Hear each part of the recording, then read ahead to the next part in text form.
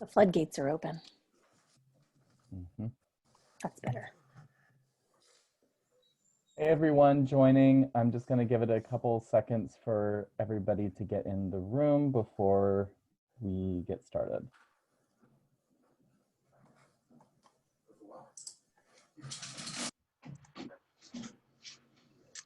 Sorry for my dog noise.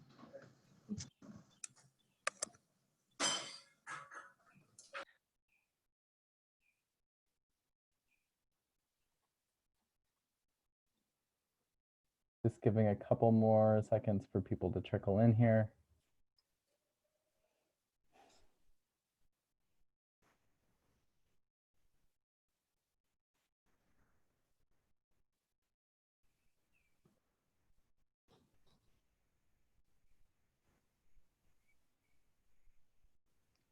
Okay. All right, it looks like we have most everybody. I'm sure there will be some late arrivals, but they will just join the party when they get here. Good morning for those of us where it's morning. My name is Clay Pruitt. I am the ShortFest forum producer. I am really thrilled that we are able to continue doing ShortFest programming and the forum programming this year despite everything. We had some really excellent and successful panels yesterday, and I have no doubt that starting off today with this incredible group of people is, it may be the high point in my day. So, you know, going on from here, we'll see what happens. Just a few things before we get started. I want to say on behalf of the festival that we want to acknowledge the pain and anger that we're all feeling right now. Not just about the most recent events we've witnessed, but also about the longstanding history of injustice and inequality. We stand with Black Lives Matter, and we are committed to working together to move our community, our country, and the world closer to unity, understanding, and inclusivity. Just one quick note, we will be utilizing the Q&A function. So if you have any questions sort of throughout, we can get to those. Just put those in the button at the bottom of your screen. We'll get to those when the time comes, but more importantly, this session is about getting some wonderful advice from these panelists before getting into some volunteer pitches from you all. So get yourselves ready, try to absorb what you're about to hear, and when the time comes, we will turn on the raise hand function so you can volunteer to come on screen and pitch to these incredible people. Just so you know, the session is being recorded for future use. And without further ado, I'm going to kick things over to our moderator, Emily Best from Seed and Spark. Thank you so much, Clay. Lovely to see you in this context also. I'm honored to do this. It's super weird because normally there's like 150 or 200 shining faces staring back, and that gives a lot of energy, and we're all just sitting in our living rooms.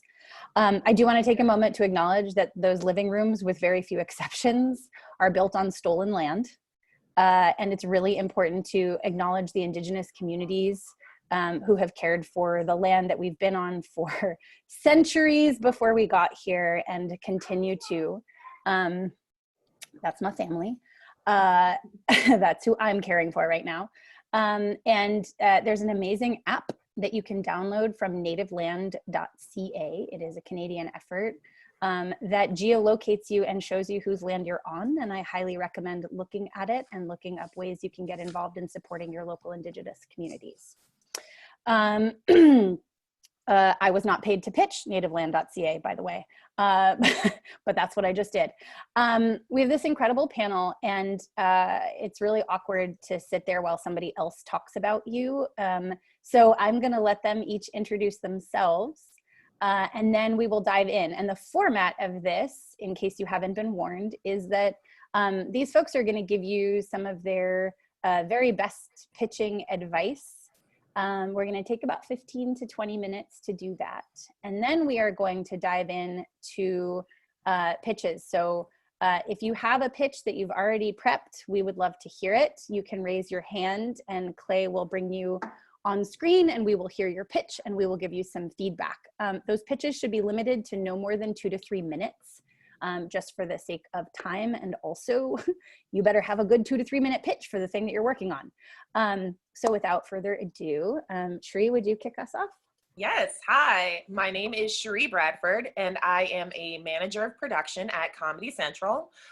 Before Comedy Central, I worked at DreamWorks Animation, and I love animation, and that's where my strong suit is. And I'm really excited to hear from your pitches and hear from everyone else on the panel. And yeah, that's me. Dave, how about you? Being on that side of the table, we'll start with the folks who are on the other side of the table, as it were.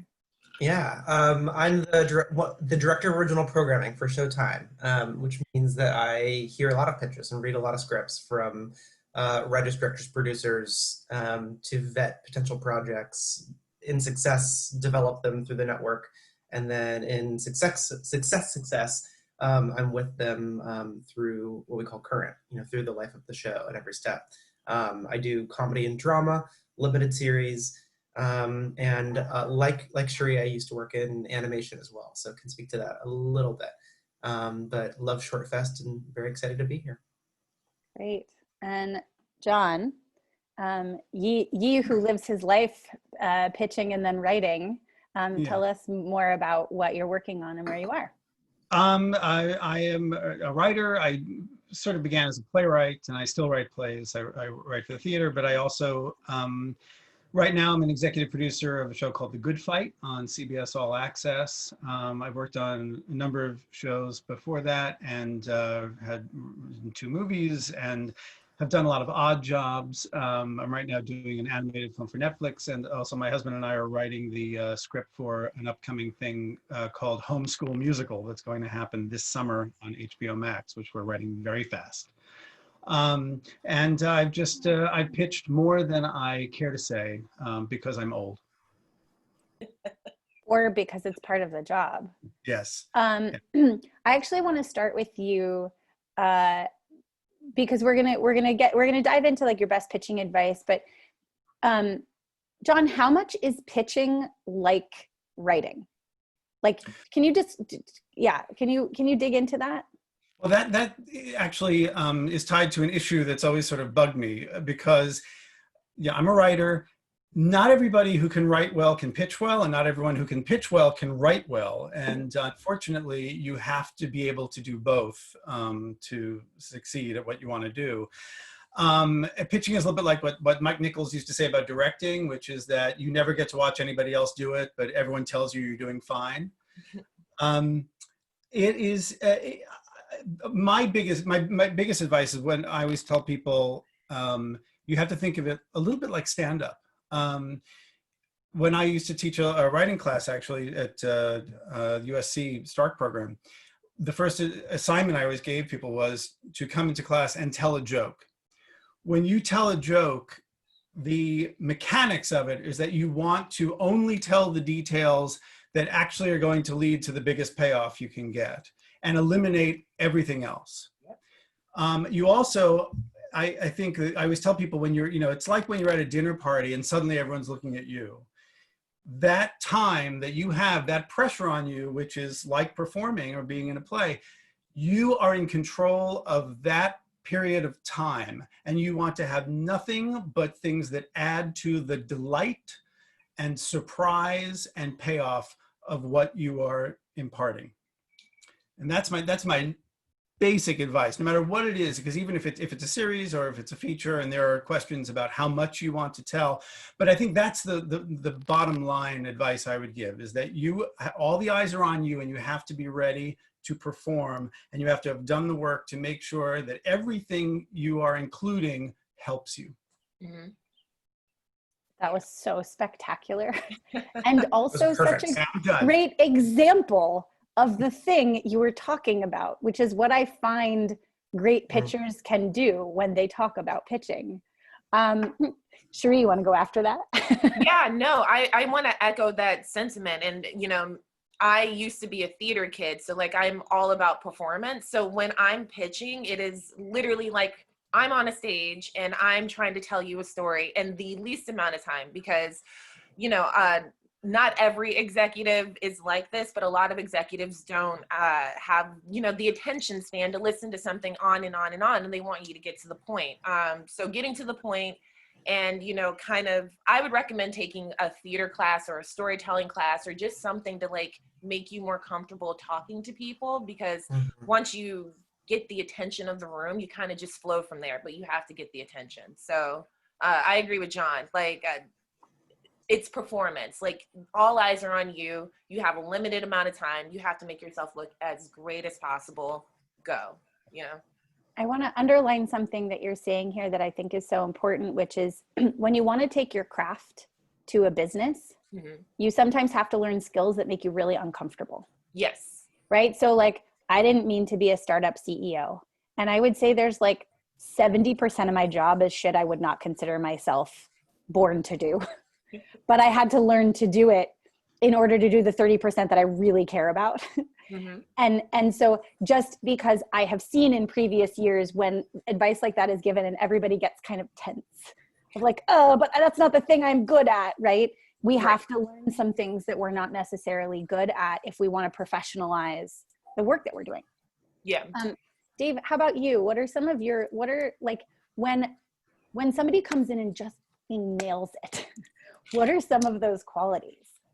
Yeah, I mean, by the way, both of you brought up such good points. So well said.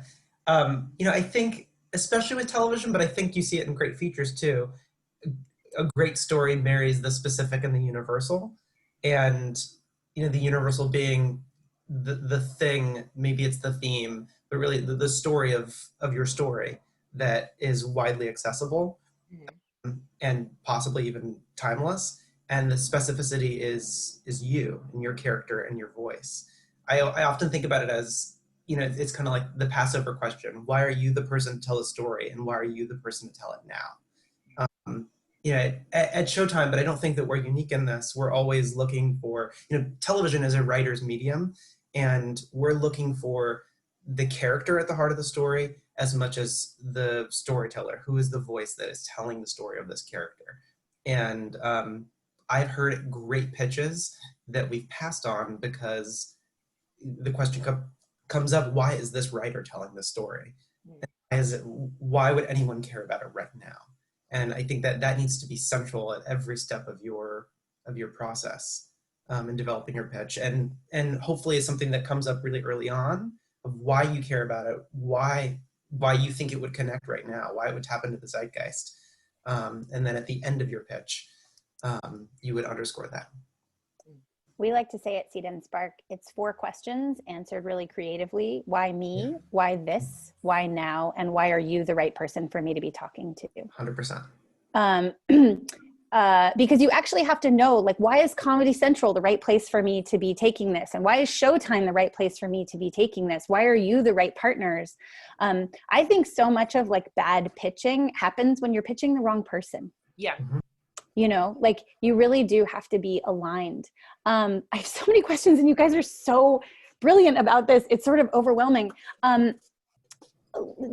If you're giving sort of the short introductory part of the pitch to really get people hooked in, how much should you tell? And can you talk a little bit across the like feature versus TV? Because that's such a common thing. Like, do I leave them with a cliffhanger? Do I tell them the twist? Like how do you feel in that first like 2 to 3 minutes, which is what we'll see here today? Like what do you think is the sort of right structure? Should I go? Yes, please. Again, I think it comes down to what is the thing that most excites you, because that's the thing that's going to excite other people. I think the philosophy has changed a little bit. When I first started back in Silence, the people used to be able to sell a movie, it seemed like, with just, there are all these famous stories of, producing David Permit goes in and goes, bum, ba-dum, bum, Dragnet sold, that doesn't happen anymore. Things got more corporate and more, you had to come in with everything worked out, including casting and who's going to do craft services before you could actually sell a pitch. So you would tell the whole story. I think now actually features have gotten a little bit more like TV in that you also have to just grab them at the very beginning. A lot of times now with television pitches, producers urge you to have that sort of, I wouldn't say inciting incident, but some like start with a moment that makes them wonder what's happening, what's going to happen. And then you get into your characters and your, the pilot episode, and then where it'll go from there. But again, it's like a joke. It's like, what is the most interesting thing? And that, I think a big part of it is being a writer or producer or director is as you work, you develop your own sense, you listening to that sort of tuning fork in your own talent or creativity or your own being of what is the most exciting thing about this to you. And it turns out that is almost always the thing that's going to make other people respond. So follow that impulse as closely as you can. Yeah, I want to echo what John said. Like that's the thing. Like, what is the thing that draws you to it? Because most likely that's going to be the thing that draws everyone else to it, and expand on that, but do it quickly because people don't have long attention time spans. Like, it's just, how can I get to the story as quickly and keep them as hooked throughout the whole entire pitch? At least I have a quick story that I've used, and not that I do so many things, but when I always tell the story, people say, "Oh, that's a good story," so I'll tell it very fast. But like, my career was really in not good shape about 8 years ago, and I wrote this play, and it's about a guy who works in Barbra Streisand's basement. It's called Byron Cellar, and I wrote the first 25 pages, and I gave it to my lawyers to look at.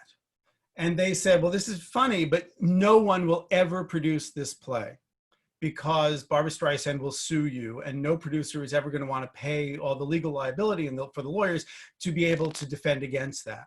And so I thought, well, I still really like it, and I know what I want to do with it, how it ends, and so I'm going to still write it, and maybe it'll get passed around Hollywood, and maybe I'll get a job because I really need a job right now. So that play, the rest of what I wrote was just completely for me and my friends. And it is so loaded up with obscure things that nobody should know, okay? That script ended up turning my career around and becoming the most popular thing I ever did because I was not thinking about what would be commercial or what people wanted. I actually was doing like secret little jokes that I tell between 2 and 3 friends of mine. And that was an incredible lesson for me because that's the impulse you have to go. Don't think about what they want. Think about what makes you the most delighted. Yep. I want to underscore that because I think that's so important, especially if anyone out there, I think a lot of folks here are emerging filmmakers and emerging writers. And there is this instinct to try to find the thing that is commercial, which is, I think, so toxic in this industry because, Jonathan, that is the best example that any of us could give.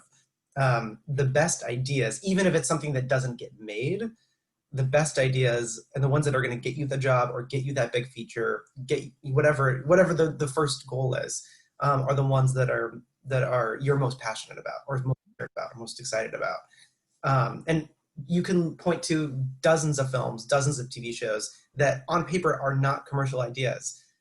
One of my favorite shows last year was Pen 15. That is a wackadoo idea. 30-something women who are going to act as themselves but be 13-year-olds in the year 2000. Who would greenlight that show? That's a crazy concept, and it's a great show. So I'm so glad you said that.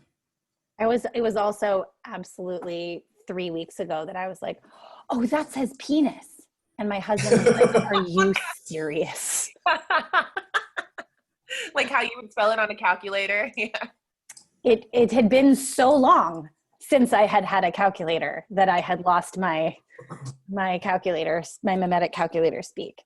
I want us to have about a half hour, like 10 minutes each for 3 pitches. So I want to just dig in a little bit more to style, right? And the range of pitching styles you might find and things that have been successful. I think about this amazing people often, because you've said, you know, it's like stand-up comedy and you have to be performing. But I remember one time this person got up at a pitch forum and they had their hands in their pockets and they sort of shuffled up and kind of awkwardly said, so I'd be curious, like, what's the worst job you ever had? Or what's the weirdest job you ever had? And a couple of people were like, I was a valet for whatever. I was an assistant to whoever. And this person said, I want to talk to you about the time I was a house mom for 4 gay porn stars. Ooh, because this is where my show starts. And everybody was like, what?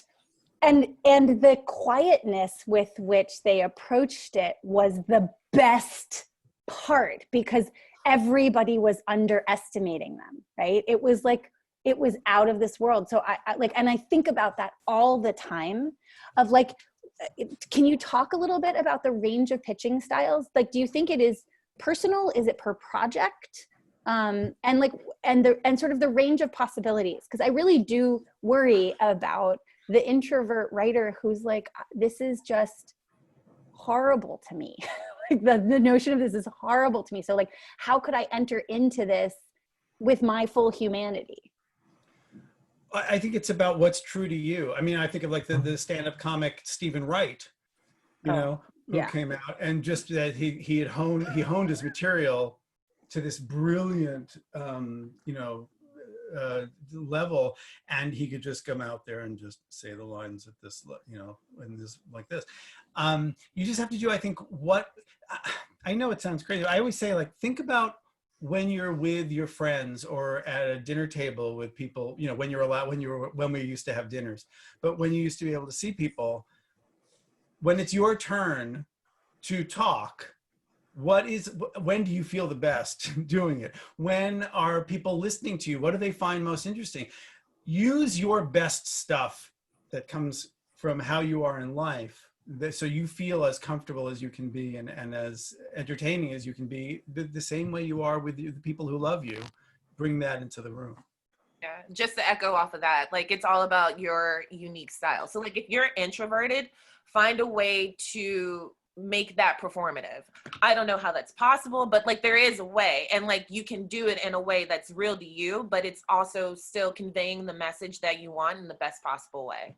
So, it's a lot of practice, which again is why I say take a class, just take an improv class, a storytelling class, get comfortable talking to people and like commanding the room. And then from there, it kind of just all flows. Such good advice. I do think it depends on, Emily, to your point, who you are as a person, what feels comfortable, and what the project is. One of the best pitches I've ever heard, which is one we bought and developing, it's an emotional horror drama. And I walked into the conference room and they had drawn all the blinds. And then when we sat down, they turned the lights off and lit a candle. And they told the whole pitch by candlelight. And I'm shocked that no one else has ever duplicated this. And it is a little gimmicky, but it was simple. And it felt like we were at a campfire. And they told us a horror story that was a television show. And it's so simple. And there was nothing else that was theatrical. There weren't sound effects or anything. It was just like, there was something like almost like very primal about the experience. If it's a comedy pitch, it should be funny, and it doesn't. Yeah. And it's yes in what you're saying, but Jonathan, to your point, it is the delivery. If your delivery is very dry and you can make it funny, great. But a comedy pitch that's not funny is really hard for everyone involved. It's awful. Two things that I think come up here. One is, Dave, what you're talking about takes a tremendous amount of confidence, whether like real or put on. Like, that's the performative piece. Like, I think half of the performance in pitching is you pretend like you feel really good in the room, even as you're like dying inside and withering and you have no saliva and you've done your power poses in the bathroom. Or is that just me? And so the confidence is really interesting, and like taking that space. So it's not like you're at a dinner party and everybody has decided to look at you. You have to walk in and create that environment. And maybe that's the performance that we're talking about. How you use that time can be served by your personality, but there is a certain amount of like performed confidence. And I just want to mention something about physicality in pitching. and making sure that you are using the room appropriately. So if you are pitching to a deck in a conference room, for example, and you're standing, you just want to make sure your movements are specific and related to how you are making eye contact around the room. We won't be able to practice that here, which is sad to me. I learned a long time ago that this thing that you see, where you're like, it's the slick back guy, the Hollywood guy who's like sweating and really needs a sale, and he's pitching like this. This is not a powerful position, right? This is not telling people in the room you're really confident. So I learned, because I am a passionate, sort of forward, very gestury person, to just make sure to feel the contact of the back of the chair with my back. And that's how I perform a certain level of confidence, is to just always remember that it's there. And to make sure that you are acknowledging the people in the room with solid eye contact. And if that's uncomfortable for you, that is something to practice, and to practice with your friends, and to practice with folks until it doesn't make you deteriorate inside. So I just wanted to mention like the physical pieces. Are there other like more really pragmatic pieces of pitching? Can you talk to me, please, about comps? It's ba-da-da meets ba-da-da. Like, how does that make you feel? I don't really like it. I'm sorry. I don't really love doing it, but usually if you're working with a producer, they might want to. You know, there's another trick, another part of the process is when you're doing it, often you're going in with a producer who's already involved with the project. And there are things you can plan that you don't want to be officially part of the pitch, but things that you will have mentioned in the chat afterward. And you like say, well, we'll bring up, that's where a good place to do, you know, it's sort of like this and this. Or some people might do it in the introduction. They're all, you know, there is this kind of, you want to sort of have a frame around the actual pitch and then the talk about it before and after, you know. But that's I don't know, I think it depends on what the kind of show it is. I mean, if it's something that really, if it is partly a procedural or partly a genre, you want to maybe use that to your benefit to say, this is something that you know how to do and it fits in what you want to schedule. And so it's like this. Yeah, I think it depends on how you're doing it and the project and what the comps are. It's not really that helpful if it's like, if you're pitching a half-hour comedy and you're like, well, it's like Catastrophe and Fleabag. It's like, well, I hear that's like, that comes up in 75% of the pitches I hear now, and that's not helpful because what's so special about those shows is, again, the specificity of the writer's voice and the performance in those shows. Like, oh, really? You have the comedy that's going to win 6 Emmys? Go on. Exactly. But I think if you can say like, if it's this aspect of this show and this aspect of this show, and with this character that I'm telling you about, like the more specific you can be, the more helpful comps can be. You know, and I also agree. I think if it comes up more in the conversational, you know, post pitch, that can be a little more helpful. We have a couple questions in the Q&A, and then we're going to get to our pitchers. So folks, if you are planning to raise your hand, start preparing now. This comes up a lot, and people have sort of different takes on it. Folks are worried about IP protection. How do you make sure to protect your ideas when you're pitching? Well, we usually do have a rule that you don't give anything on paper until you're being paid for it. Yeah.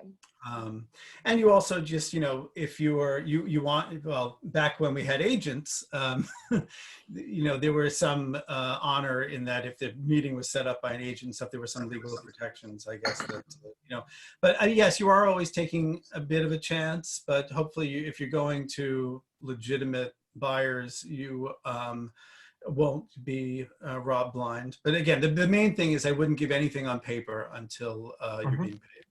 Does that include a pitch deck? You mean like slides or something? Like a lookbook? Oh, I never do them. I don't know. I mean, I think that the easiest thing you can do is register any idea you have at any stage with the WGA. I was just going to say that, like, they have a level production. It's I think it's $25, and you can register scripts, pitches. It has to be the exact thing that you're registering. So if it changes in any way, then the register doesn't work for the previous project. But what John said actually, like, I think really goes. Like, if it's something that you're not comfortable with someone taking, not that someone will take it, you just have to think about it in that sense and, you know, really know who you're pitching it to. Yeah. And by the way, I just want to say, this is the evil part of pitching, though, Yeah. in that what is so frustrating for writers is that you go into a room and you pitch something and it may go great, but then whether that project sells or doesn't is usually dependent on the pitching skills of the person you've pitched to, who then has to go pitch it to someone who is above them. So that's, again, why you want your pitch to be as memorable and as clear as possible, because they have to be able to repeat it in a way that is exciting enough to make the sale. That is such an important point, is how often you are not even the one who gets to pitch it to the people who actually write the checks and make the decisions. Yeah. And so sometimes, I mean, I've definitely been in pitch meetings, and I'm talking more now from an investment standpoint inside funds. And I'm looking at the person across from me going like, this guy's going to fuck it up. There's absolutely no way he understands what I just said to him. No matter how memorable I make it, like, this is the wrong place for me, because the people they have on the front lines are not going to understand what I'm doing here. And sometimes you just have to like take that. There are so many great questions. I'm going to get to just one more that I think is really important right now. Sorry, two. Should you bring notes into a pitch and read it from anything? I say no. I say no. Well, I do. I say yes. oh, I do. Oh, Especially, well, you know, hung jury. I do, because first of all, I over prepare, maybe. I mean, you know, I used to have a writing partner when we would pitch a movie, and now actually sometimes I work with my husband and we do this, where we have a whole script and we try not to just read it, but we hit every point, because we've done all this work to make this beautiful thing, and I don't want to be dependent on whether I remember every second of it. You want to be fluent, but I don't think there's anything wrong with having those notes in your lap. So I'm pro. Now, again, the notes are only okay if you are able to keep it fresh and alive. And one thing I was thinking about earlier, and this is an acting thing, but I think it's very, very important. When you're telling, especially when the pitch is a little longer and you're actually telling a story, you have to act it in the way that you have to yourself feel the emotional journey of the story. If you go through that emotional journey yourself, then the people you're pitching to will have it. It's a theater thing. It's like you feel the room actually go to a place together emotionally, and that has to happen. And that is an acting thing. And that's why I really agree with Sheree that, you know, having some experience being an actor is very helpful. Yeah. You should never read off your notes, but it's okay to take a pause and look at your notes, and to Jonathan's point, to make sure that you didn't miss something, because to get to the room, you've done a ton of work, and you would feel terrible if you got out of that room and realized you forgot something major. You didn't even have a chance to share it. And it is also okay to, if you start stumbling on your words, to take a pause. You know, let me check my notes. Sorry about that. Let's keep moving. You know, at the end of the day, yes, have some acting experience, some storytelling experience, prepare as much as you can, but all of us recognize that you're writers and not actors for a reason. right. And I would say one technique I actually developed in recent years, very quickly, is I've written a whole full pitch, but I will then distill it down to bullet talking points. The points I don't want to forget, but it makes it impossible for me to just read it, but it also, I have it there to keep myself from forgetting anything. I just want to say, Jonathan, I don't think there's such thing as over prepare for a pitch if you sell it. Yeah. That's not over preparation. That's appropriate preparation. And So the many thing times- well, this is the thing, is I've been to the forum for many, many years. And usually what happens after this is people get a chance to pitch these folks that they've always dreamed of pitching. And it's usually like we do this on one day, and then the next day all the pitching happens. And I'm often like, how many of you are planning to go to the party tonight? And everybody raises their hand. How many of you are planning to go home and practice the shit out of the pitch because you're finally getting in front of the 3-letter agency you've never been in front of before? And like everybody's like, oh, Yeah. right? Like, it is so important to practice. Yep. and it feels gross, but you have to do it. There is a funny thing though. For many years, my old writing partner and I would do these very elaborately worked out pitches, and then the first thing the executive would say when we were done would say, "Wow, it's so well worked out," and we thought, "Oh, that we're done," you know. Shri, have you taken any pitches over Zoom yet? I have not, and I'm not looking forward to it. Like it's just, I'm very much an in-person person. And I find with Zoom, there is that wall, like no matter how well on timing everyone is, there's always a pause. And like, you know, I'm looking at the screen, I'm not looking at you. And it's just, I hate it, but it's possible, I guess. Dave, are you taking any over Zoom right now? Yeah, I've had quite a few. I think a lot of folks, since the pandemic started, have used multimedia a little bit more than they normally would have. So whether it be slides or video that's part of the pitch, or something that's sent in advance to give you some background on, you know, how they would shoot it or who the characters are. I think only use, you know, multimedia in any form if it's helpful for you.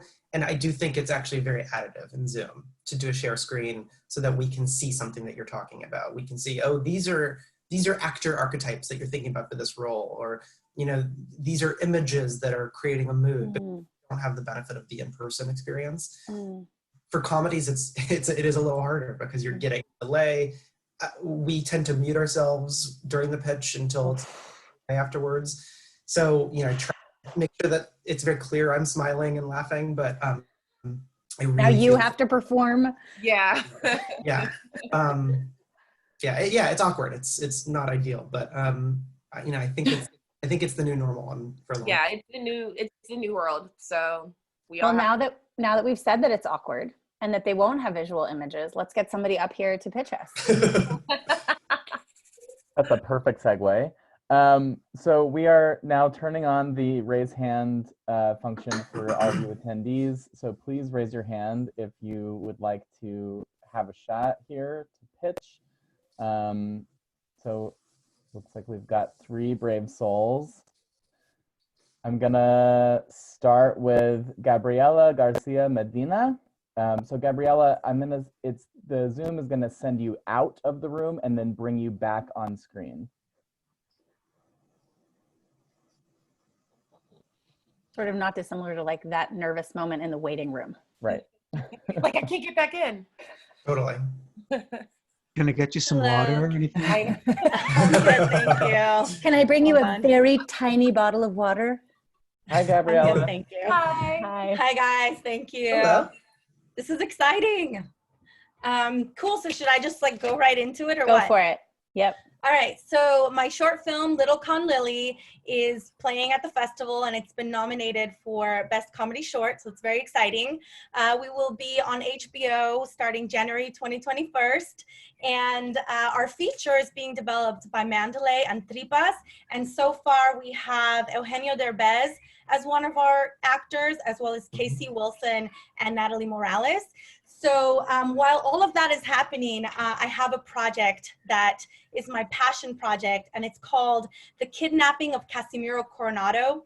And it came from a headline that I read about 6 years ago about a man who faked his own kidnapping because he wanted to go and party with his buddies.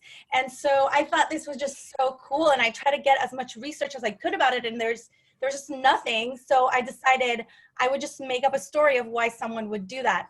And so it's kind of a neo screwball comedy in the style of the Coen brothers, think Raising Arizona, but it has the comedy and the structure of The Hangover, and the characters are quirky, kind of like, I don't know if you guys know My Big Fat Gypsy Wedding. It's a British Channel 4 reality TV show about real traveler community. Oh, yes. Oh yeah. They're really interesting, fascinating, and it's kind of sad at the same time.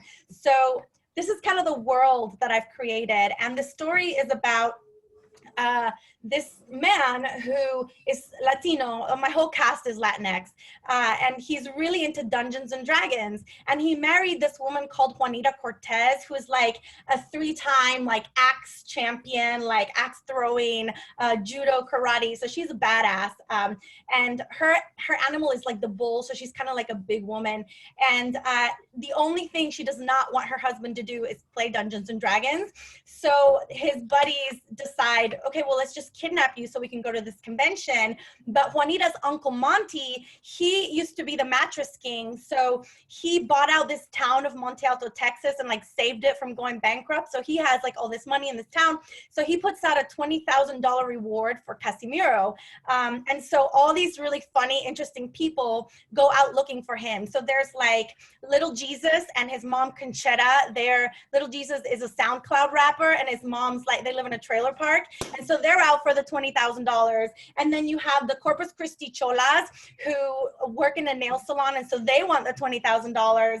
And then, and then Juanita is also looking for a husband with her psychic, Beyonce Knows, who is what's his name? Mercado, the psychic guy from Mexico. So we have like all these really fun characters. And so Casimiro, who actually fake kidnaps himself, will get kidnapped like 3 or 4 times throughout the story. So it's a really fun chase movie. And I want to tell this story because I feel like there isn't a Latina writer director who is on a tour, and I'm ready for us to have like, you know, I have a vision, I have a style, and I want to tell that story in a beautiful cinematic way. I want to elevate the medium with my art. And so that's my story. My name is Gabriela Garcia Medina. I'm originally from Cuba. I went to UCLA. I got my MFA at Cal Arts, and now I'm making movies. Thank you. Awesome. Thank you. All right. Who wants to start? Well, I have a question that I'll start with. So it sounds like structurally it kind of feels like a heist movie in a way, because we meet all these parties that are trying to find him and get him, and I heard you say that, you know, he ends up being kidnapped several times in his ruse of fake kidnapping. You know, will it feel like that kind of you know, comedic but also like sense of like thriller almost? No, I think it's definitely more comedic. Like the guys will get lost. They'll end up at like a hippie white retreat where they're going to do peyote. And like, it's really just like a fun, funny experience. There's a heist element, but it leans way more into comedy. Can you tell me a little bit more about the main character? Like, who is the guy and who are his friends, and why do they think that this is a good idea to kidnap? Sure. So it's a dual protagonist story. That's the other really cool thing about it. It starts with Juanita's story, the wife, leading up to where he gets kidnapped. So we think, oh my God, this is a kidnapping movie. And then it goes back to the beginning, the same morning, and then it's Casimiro's story of what really happened. And so through the kidnappings and through the chase for Casimiro, the stories do sort of blend in together into one. So the main characters are Casimiro and his wife, Juanita. He married Juanita because, I'm just finished writing like a prequel to this movie, which I'm going to shoot as a proof of concept, and it's why they met and how they met. But basically, he works as a bus boy at Senior Frogs, and she went there and got stood up on a date, and she saw him across the room, but he's super clumsy. He kind of just goes along to get along. He thought that marrying Juanita would sort of just like solve his life. Like, he lives off of her and she lives off of her Uncle Monty, who is like this wealthy guy. So he thought, dude, if I marry Juanita, I'm going to have it made. And then his 3 amigos are Marlon, Chewy, and Nacho, and they're all like super quirky and different. So they exist in this world where they're not, the joke's on them. Have you guys seen the show? It's a really good show, but it has a terrible name. Please, People Just Do Nothing. It's a really funny British show. It's a mockumentary, but basically the reason it's so funny is because they're not in on the joke. The joke's on them. So this is that kind of a world of characters, if that makes sense. They're simple people. They're simple people who make a really big story out of really little small things. And what they find is that they really do love each other. So it's also a love story. So these are the two details that were really important to me, right? Is like, what do we learn, or what does the main character learn? Like, what is the emotional through line that makes us care about all of this stuff? And I love all of these details, but I feel like because there are so many, and you talk a lot about this world that you've built, but I actually just want your pitch to locate me there. Sure. My film takes place in, what is the name of the town? Monte Alto, Texas. Monte Alto, Texas is owned by the Mattress King, and his name is X. And the Mattress King has a niece, and she is X. And her husband is a get-along guy who thought that marrying so-and-so would make his life complete. And all he wants to do is play Dungeons and Dragons with his friends. And the problem is, the one thing his wife does not want him to do is play Dungeons and Dragons. But next weekend, the Dungeons and Dragons convention is in town. Do you know what I mean? Do the pitch for it. So I am doing what Jonathan said, which is I am taking the most interesting details and spitting them back at you, because I don't know everything you know. Right? So this is always a party trick, right? You can always pitch somebody else's thing better than yours, because you only talk about the shit you care about and you remember, right? So I'm just saying, like, locate us in the world with the pitch, as opposed to talking about having built a world. And I think one of the most important things about pitching is to stay inside the story, as opposed to build facts about you outside the story, because those end up being distracting. Sure. And I will say, Gabriela, I understand how much women walk in being underestimated. And so I always see in pitches with women that they have to start with their credentials. And I see this for world-class scientists, and I see this for artists, and I see everybody. So I want to acknowledge that women actually have to come into the room differently, that all that credibility you gave up front is probably necessary for the next piece of what you did, because that's the world that we live in right now, and we're trying to get past it. But I just want to say that like, if you out there were like, wow, she's like listing off a lot of credentials, it's like, that's what women have to do when we walk in the room. Yeah. Just to start on a level playing field. Sorry. I just want to say, this is all in accordance with what Emily said, but I think it would be helped to pay attention to how you dole out information, and to try to remember that you've spent all this time in this world that you've created, and there's all this stuff that's going on in this world. The people you're talking to know nothing about it. No, absolutely nothing. And you can lose them very quickly. Like because like when you got to Uncle Monty, you sort of started talking about Uncle Monty in a way as if I should know who that is already. You know what I mean? So remember, you're starting from zero with these people. And so I would do what Emily said, which is draw us in, start with your characters and what the question is and what's going to happen. And then pay attention to where the real turns are in the story. So make sure you get the most value out of them. Like, it's a big deal when you say, so he's faked his own kidnapping and now he actually gets kidnapped. You know what I mean? As opposed to, like, I think when you said it, you just said, and then he'll get kidnapped a few times. Actually, but that's a huge deal. And it's a great turn. And it's really a great thing for us to hold on to. It's like, oh, that's surprising. I think that one of the things that's most important for all of us to remember is that the things that we really have to build everything on is surprise, because that's what keeps people hooked. So yeah, I would say it sounds wonderful. Remember, we don't know anything about it. So you gotta draw us in and make sure you're using building blocks to keep us engaged. Yeah. So well said. I mean, this exercise is really hard because you only have a couple minutes, and this is a big story to tell. But really anchor, especially at the beginning of your pitch, in this case, on the couple, on the two of them. This is a man who is faking his own kidnapping to escape from his wife. Like, that's a big deal. And then it sounds like his wife, is a major character in your story too. How does that feel for her? What is it like for her to walk into? You could even like start by describing that scene if it feels right. She walks into the bedroom and there's a note and he's gone. Where'd he go? I just have one more very quick thing I want to say. You know, when they were making Tootsie, Dustin Hoffman kept saying, "Where are our machine guns?" In that Some Like It Hot, to get Tony Curtis and Jack Lemmon in the dresses, there had to be the threat of them being gunned down by machine guns.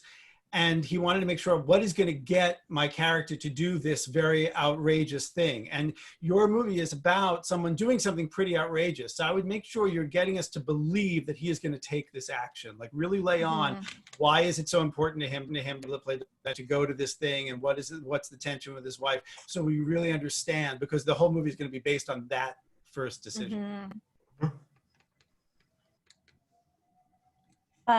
Gabriella, thank you so much. Thank you. Really Thank you, guys. appreciate it. Great job. I'm going to send you back to attendees room, and then we're going to bring somebody else on. Okay. The next, I am going to butcher this name. Melanie Gritska del Villar, I'm going to guess. The Zoom will take you out and it'll bring you back in on screen. So 1 second.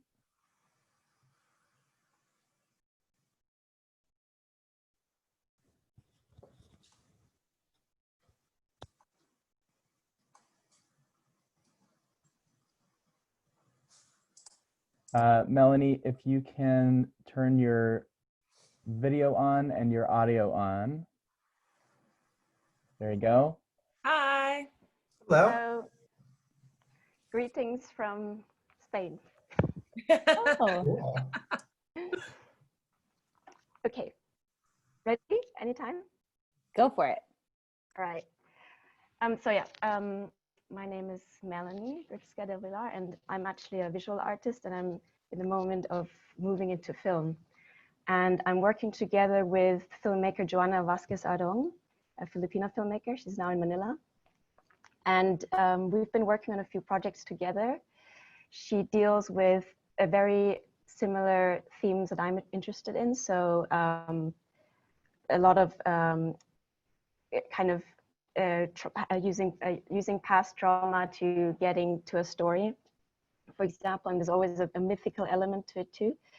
And Joanna actually has just premiered her short film To Calm the Pig Inside at Slam Dance, and she won the Grand Jury Prize there.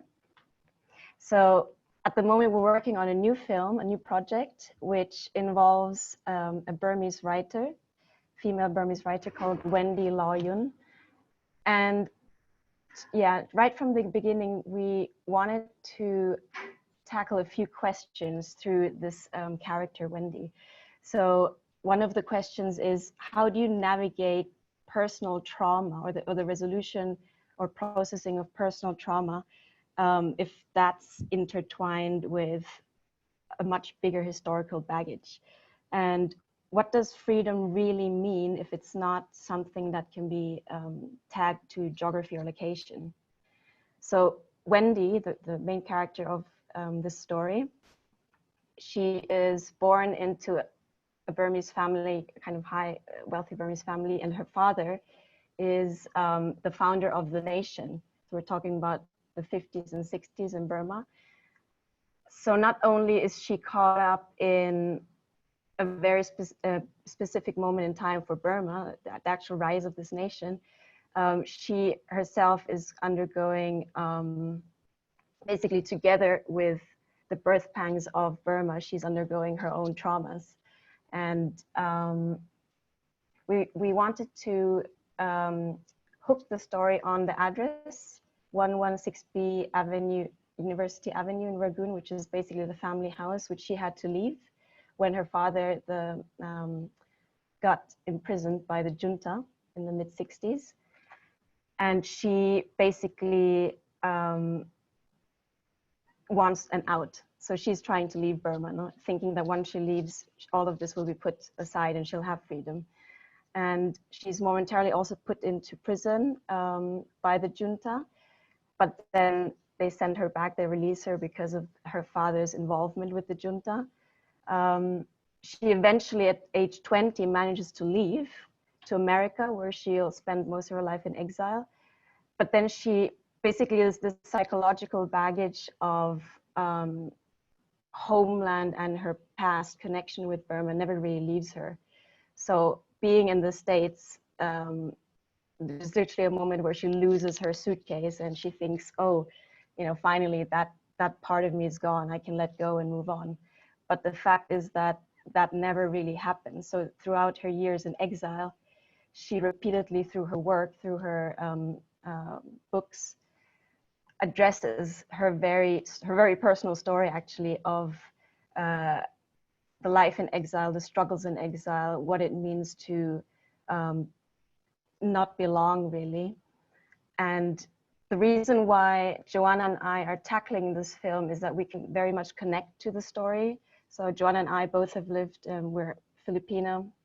In my case, I'm Filipino-German, Joanna's Filipino-American. We've lived most of our lives outside of the Philippines.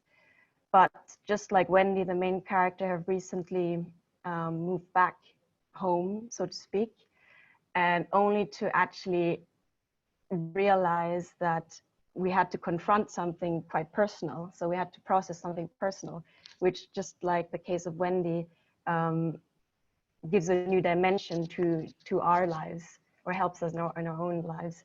So to that extent, that's kind of the personal anchor we're trying to develop with the film and with Wendy.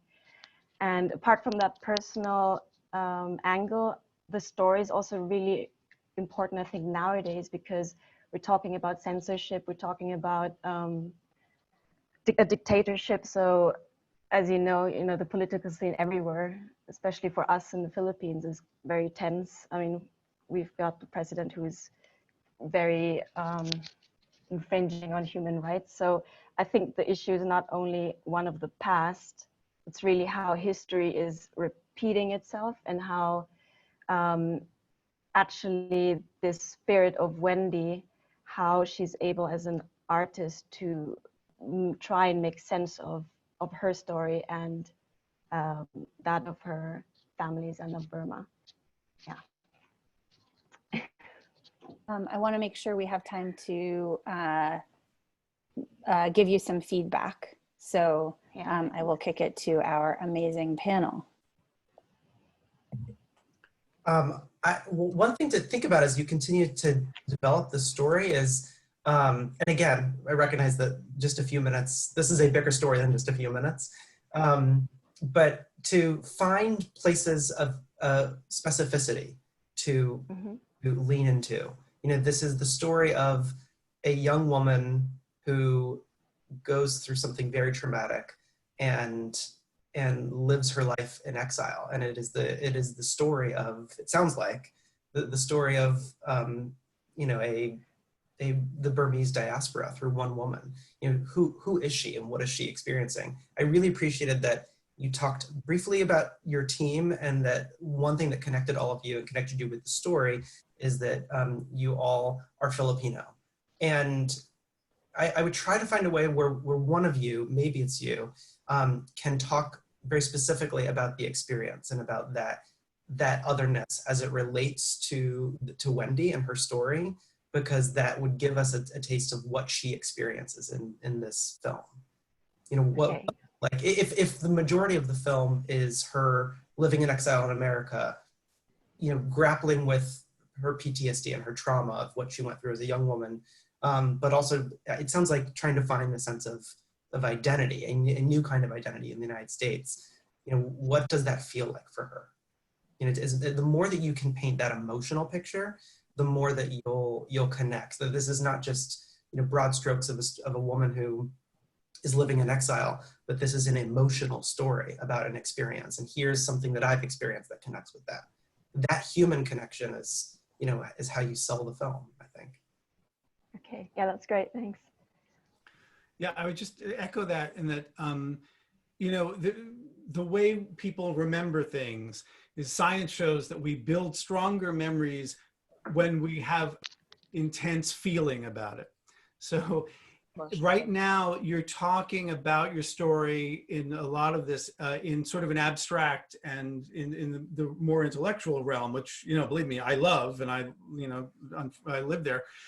But it unfortunately, and this is a big problem for writers all the time, because I'm a playwright, I know it, audiences, they need that emotional story to really click into it. I worked years ago with the late Gary Marshall, and he used to tell me, he told me this great story about when he was a kid going to the movies in Brooklyn.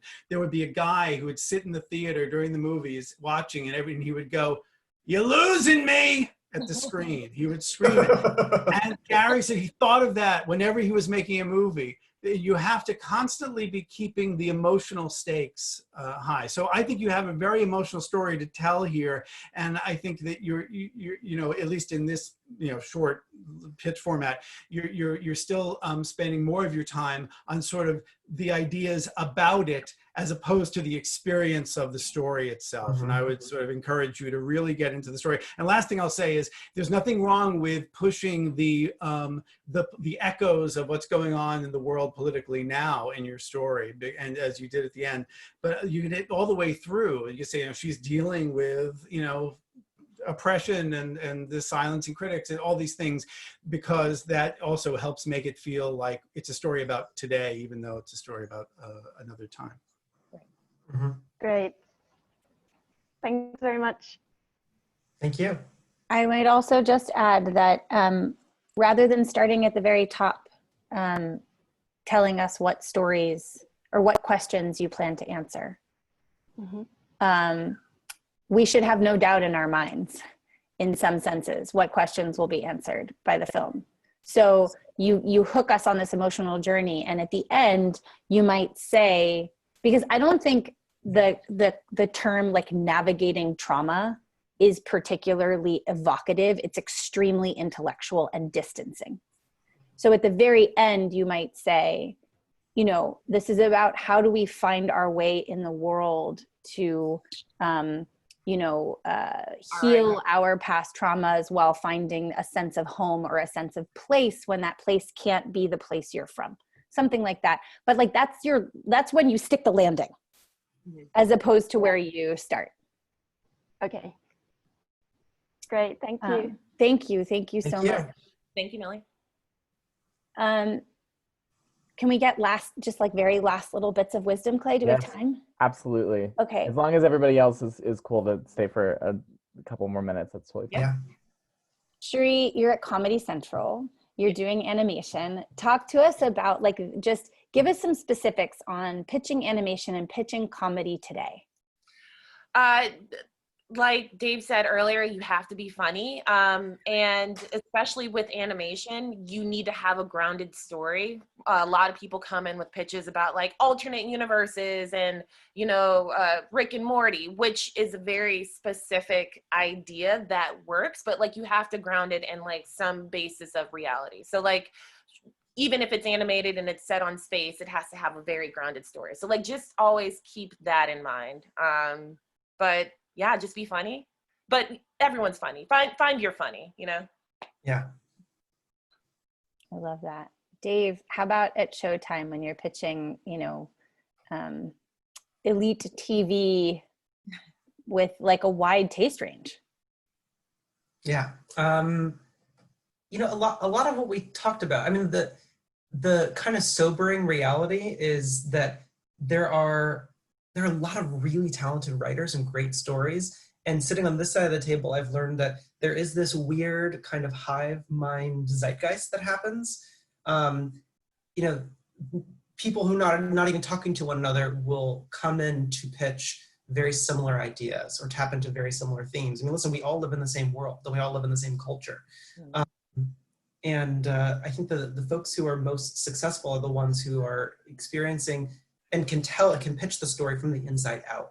A good example is like 2 or 3 years ago, there was this 6-month period where I heard or read like half a dozen scripts about polyamory, open relationships. You know, that was something in the zeitgeist, and it was like weird that I was getting all these at once. And the one that we ended up buying was the one from someone who was a swinger, who wasn't trying to make a judgment about the community, and wanted to really explore monogamy in a way that was funny, but deeply personal. Whereas everyone else was kind of tackling it from the outside in. You know, she was tackling it from the inside out. And I think the shows that you connect with as a viewer are often the ones that, of course, are saying something, but doing it in a way, again, where they're using their specific experience and then telling it in a way that feels universal. I hope that makes sense. Yes. Jonathan, sitting on your side of the table, like the thing, with the benefit of all your experience now, how do you feel like you're walking into the room differently than you did 10 years ago? Well, you know, there is that feeling of I'm old now. So because I've had a few things that a lot of people liked, thank God, I feel like I'm giving a little bit more of the benefit of the doubt than I used to be. And I try to sort of take that in and feel like, look, there's nothing more powerful than not needing the job. That's a good way to say it. You know, if you don't walk in desperate to get it, you just are in a more powerful position. And you sort of act as if they'd be lucky to have you, and they will be, you know. The other thing I'll say is just, I'll quote Stephen Sondheim, Sunday in the Park with George, anything you do, let it come from you, then it will be new. And that's how you'll make your mark. I agree with that. So hard. I felt that. I think we have to stop there. I think that's the mic drop moment, and we saw it, and it happened. Time, he's 90, you can't. Yeah. Thank you so much. You can't go beyond Sondheim. Once his name is uttered, it's all done. Thank you all so much. This was absolutely incredible. I've been getting emails and texts about how incredible this has been. So I really appreciate it. I know a lot of people out there also really appreciate it. Sorry for those other attendees that we couldn't bring on screen to practice your pitch, but hopefully you got lots of information and guidance out of the session. Thank you to this incredible panel. This is a great way to start a Wednesday, and we know that your time is super valuable right now, so really, really appreciate it. Thanks, everyone. For the rest of the attendees, we have much more forum panels coming up the rest of the week, so make sure you check those out and register. And with that, have a great day wherever you are. Thanks, guys. Thanks, everybody. Bye.